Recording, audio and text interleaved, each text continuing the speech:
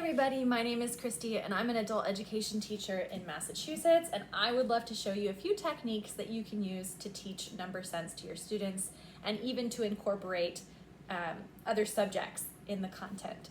So I was at Pilgrim Hall Museum, found this beautiful visual, and I thought there's so many possibilities for this data here. So it shows the Mayflower passengers, including 2 births and 1 death aboard the ship, and then it shows those who made it to the first Thanksgiving, excluding Eli or Ellie, who disappeared. We don't know what happened to him.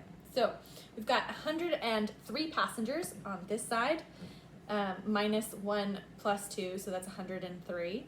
And then on this side we have 52.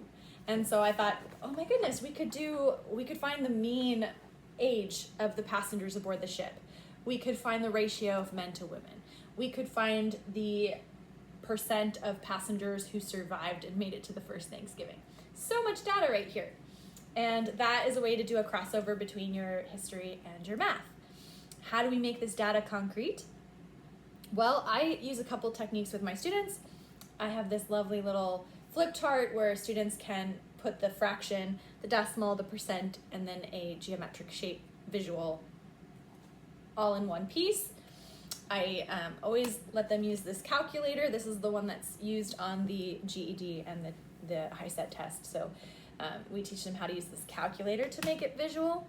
I also have these really great balance scales, which I love because it's great to have students practically show what 1/2 is, approximately 1/2 of surviving passengers, or what a ratio is. So I have 2 units of fishies here and 1 unit of fishy here, and you can see, oh, this is about what that visually looks like to have 1/2 of the passengers survive. And then I can also use these lovely blocks, which there are about 100 in each package, and I actually give blocks to my students. But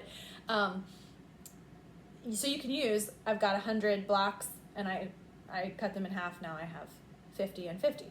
Or you can ask them to make other equivalent ratios. So you could say, I've got 10 blocks and 5 out of 10 is the ratio. So lots of ways to make math visual.